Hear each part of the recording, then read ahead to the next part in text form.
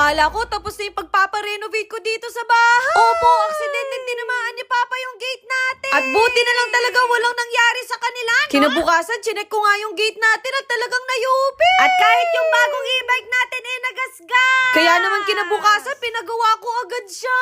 Kaya naman, from this to this. At eto nga, ni-review ko ulit yung CCTV. Akala ko pa nga nung una, merong ibang taong nakatama. Pinakita ko nga kay Bunso at talagang tumawa na lang kami sa nangyari. Ayaw din namin ma-stress kasi hindi nakakaganda, no? Kaya naman pinasukan ko si Papa dito sa kwarto niya. At makikita mo talaga sa mukha nila na meron silang ginawa. Na-stroke kasi si Papa kaya hindi niya daw makontrol yung paa niya. Kaya sabi ko sa kanya, last na yung pagdadrive niyang yun. Kung dati kami ni Bunso yung matigas ang ulo, ngayon yung magulang namin. Kaya naman tinawagan ko na yung gumawa sa gate namin, no? Pangatlo ko na nga tong paggawa sa kanila, kaya nahiya na rin ako. Chinek ko nga yung gate namin, talagang na-dislocate siya. Kailangan talaga tong magawa kasi baka pasukin kami dito, no? Sigurado, marami na namang tatahol na hindi na ako natapos sa pinapagawa ko. Pero tignan nyo naman yung bagong bili natin na e-bike, talagang nagasgas siya. Sabi ko, hayaan na lang namin na ganito kasi wala na kami pambili.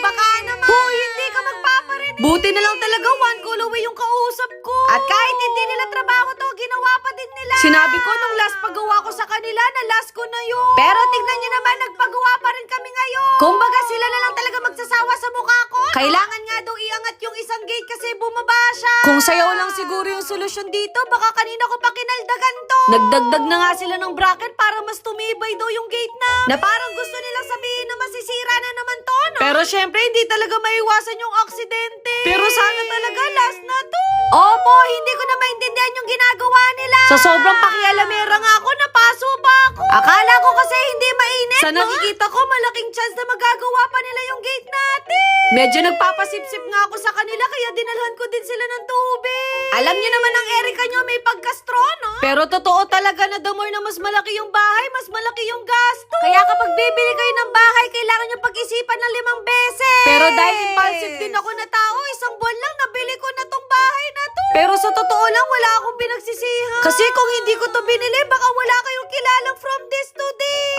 Diba? Nagpakitang gilas na naman ako, sabi ko naman sa inyo, lahat ng trabaho dito, papasukin natin. Nagawa na din yung kabilang gate natin, kaya mamimintura na lang tayo.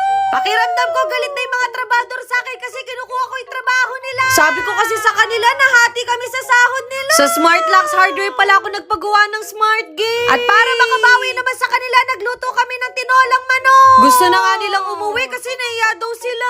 At buti na lang napilit ko sila, no? Kaya naman kinabukasan, chinek ko nga yung gate natin kung tuyo na ba yung pintura.